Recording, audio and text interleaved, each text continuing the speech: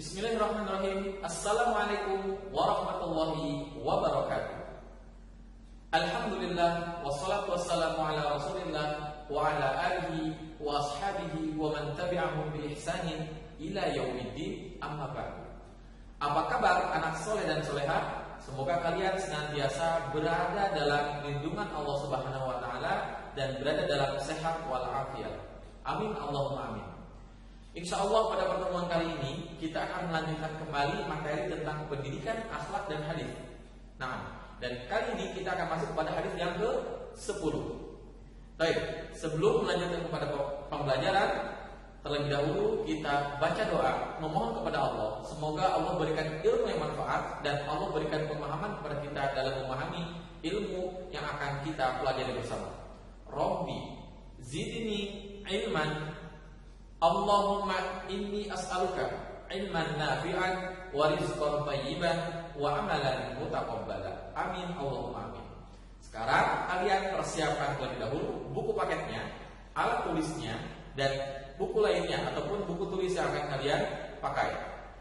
Silahkan buka buku paketnya. Pada hadis ke-10 ini kita akan masuk pada hadis ke-10.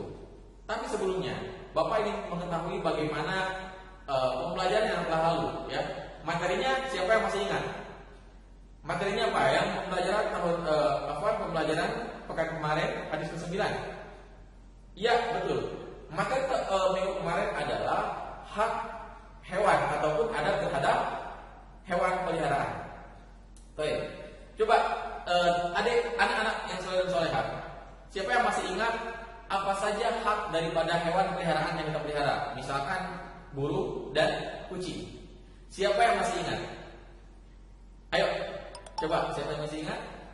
Baik, Bapak akan bacakan. Yang pertama adalah bahwa hewan itu kita tidak boleh mengganggunya, ya, ataupun disiksa, tidak boleh. Itu merupakan hak hewan peliharaan kita. Yang kedua, ya, tidak boleh dikurung dan tidak memberikan makanan yang itu tidak boleh, itu zalim, ya. Tidak mengurung burung ataupun kucing dan tidak memberikan makanan dan minuman itu tidak boleh, ya. Yang ketiganya adalah harus disayangi, harus dikasih makanan, harus dikasih minuman.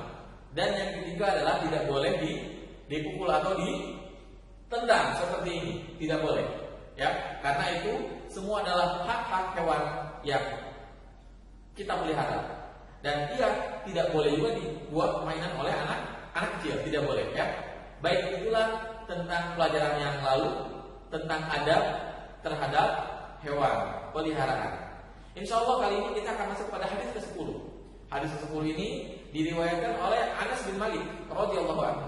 Silakan dibuka buku paketnya dan perhatikan Anas bin Malik radhiyallahu anhu. Dari Anas bin Malik radhiyallahu anhu, qala berkata, qala Rasulullah sallallahu alaihi wasallam, bersabda Rasulullah sallallahu alaihi wasallam, ma min muslimin yaghrisu gharsan, tidaklah seorang muslim menanam sebatang pohon, au yazra'u zar'an, atau menaburkan benih tanaman, falyakulu minhu tayran, kemudian dimakan oleh burung, au insanun, ataupun dimakan oleh manusia, ya, au bahimatun, atau binatang, illa kana lahu bihi shadaqah, kecuali terhitung baginya sedekah. Masya Allah, anak soleh dan solehah, ketika kita senang menanam tanaman, ketika kita senang menebarkan benih, ya, artinya ketika kita punya keinginan ataupun kita punya tanaman, biji tanaman yang dikasih oleh tetangga kita, saudara kita, ataupun bahkan kita beli, kemudian kita tanamkan di depan rumah kita.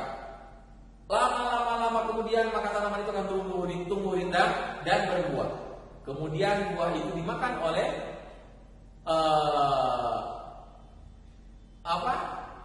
manusia, hewan dan sebagainya, maka itu termasuk kepada sedekah, ya. Masya Allah, kita membuat suatu kebaikan yang sangat Masya Allah luar biasa faedahnya, ya. Disitulah kita bisa menuai pahala yang banyak, ya. Masya Allah, ayo semangat menanam. Tentunya menanam sesuatu yang baik, biji-bijian ataupun buah-buahan yang bermanfaat untuk kita konsumsi. Baik, anak soleh dan solehah, di situ ada kosa kata. Ya, yang pertama adalah yaghrisu. Yaghrisu ini artinya menanam pohon di tanah. Kemudian yang kedua ada yarza'u. Ya, yarza'u ini adalah membajak ataupun mengolah tanah kemudian menaburkan benih di sana. Itu adalah yarza'u. Baik. Nah, sekarang ya kita kenal terlebih dahulu siapa perawi hadisnya. Tadi sudah Bapak sampaikan, adalah Anas bin Malik. Anas bin Malik ini adalah Anas bin Malik, bernama Anas bin Malik Al-Ansari radhiyallahu anhu. Ya, dan Anas bin Malik ini beliau menemani Rasulullah selama berapa tahun? 10 tahun. Ya, Masya Allah, banyak sekali dalam 10 tahun itu Anas bin Malik mendapatkan banyak faedah ilmu yang didapatkan dari Rasulullah Shallallahu Alaihi Wasallam. Kemudian anak soleh dan soleha, Anas bin Malik ini adalah sahabat yang terakhir meninggal di Basra, ya, dan wafat pada tahun 93 Hijriah. Baik, anak soleh dan soleha, insya Allah kita akan masuk kepada fikih hadis ataupun faedah dari hadis yang barusan kita pelajari dan kita baca. Yang pertama, Islam mendorong untuk menanam berbagai jenis pohon, di antaranya pohon kurma. Ya, kenapa pohon kurma? Karena pohon-pohon itu akan berbuah menjadi hiasan dan tempat berteduh. Ya, Masya Allah. Ketika pohon itu menjadi hiasan, enak dipandang oleh manusia, subhanallah. Ya, Masya Allah, itu merupakan nikmat yang luar biasa. Dan itu akan membuahkan pahala juga. Orang akan bertasbih melihat pepohonan yang kita tanam. Ya, subhanallah, Masya Allah, tanaman itu indah. Nah, itulah ya, kita memberikan kebaikan untuk orang dan kita pun akan mendapat pahala dari Allah Subhanahu wa taala. Yang kedua adalah menjadi tempat berteduh. Masya Allah, ketika panas terik, pohon yang kita tanam dapat membuat tempat tersebut buat berteduh. Masya Allah, itu pun menjadi pahala buat kita. Ya, kita akan mendapat pahala dari teduhnya pohon yang kita tanam tersebut. Kemudian faedah yang kedua adalah adanya pahala menanam pohon karena dapat dimanfaatkan oleh manusia dan binatang. Masya Allah, ya. Tadi sudah Bapak sampaikan, ya, manfaat dari menanam pohon itu akan dirasakan, dinikmati oleh manusia, kemudian oleh binatang juga, ya.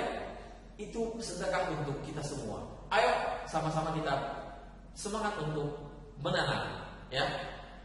Kemudian yang ketiga adalah seharusnya seorang muslim menjaga pepohonan, tidak menyalakan api di dekatnya ataupun membuang kotoran di tempat berteduhnya, tidak boleh. Ini merupakan adab seorang muslim terhadap tanaman. Satu, tadi kita tidak boleh merusaknya, ya. Kemudian kita harus menjaganya dengan cara apa? Menyirami tanaman, memberikan pupuk dan sebagainya. Kemudian tidak boleh menyalakan api di dekat tanaman tersebut. Karena apa? Khawatir menjadi mati tanaman tersebut, atau bahkan kita bakar sengaja, tidak boleh. Zalim itu, ya, tidak boleh. Karena itu hak tanaman yang kita tanam adalah dirawat dan dijaga. Kemudian tidak boleh membuang kotoran di dekat tanaman ataupun di tempat pohon tempat berteduh, tidak boleh. Ya, tidak boleh membuang kotoran.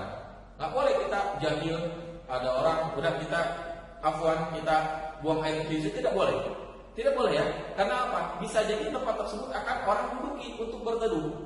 Coba bayangkan kalau misalkan orang yang akan berteduh tersebut tidak tahu duduk di situ, kemudian ada najis, ya, dan kemudian dia sholat, kan kasihan.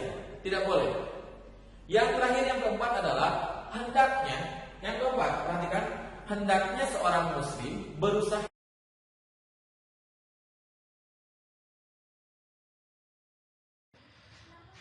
Yang keempat, yang terakhir, afwan, video Bapak terpotong dan Bapak lanjutkan dengan suara saja.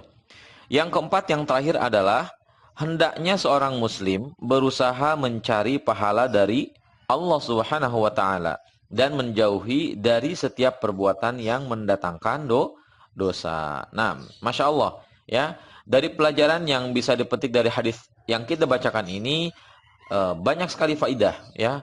Terutama kita sekarang sudah tahu bagaimana caranya kita memperoleh pahala yang banyak. Bagaimana caranya kita menabung pahala dari dunia untuk bekal kita kelak nanti di akhirat. Dengan cara apa? Banyak sekali kebaikan yang dapat kita lakukan di dunia ini. Salah satunya yaitu adalah menanam tanaman ataupun menebarkan benih tanaman, yang mana tanaman itu akan nanti insya Allah kita petik hasilnya ataupun buahnya ya ketika sudah tumbuh besar dan berbuah, dan buahnya itu dimakan oleh siapa? Oleh manusia, oleh kaum muslimin, dan itu menjadi sedekah untuk kita semua. Walaupun kita sudah tidak ada di dunia ini, tapi kebaikan itu, pohon yang kita tanam itu dapat dimanfaatkan oleh umat muslim, maka pahala itu akan tetap mengalir kepada kita semua ya. Masya Allah, di sini ada makna yang sangat dalam. Artinya seperti ini anak soleh dan soleha, bahwa ketika kita hidup di dunia ini, kita bertujuan untuk apa? Menanam kebaikan. Agar apa? Agar nanti kelak di akhirat, di yaumul akhir, di akhirat kelak nanti, kita dapat memetik buah.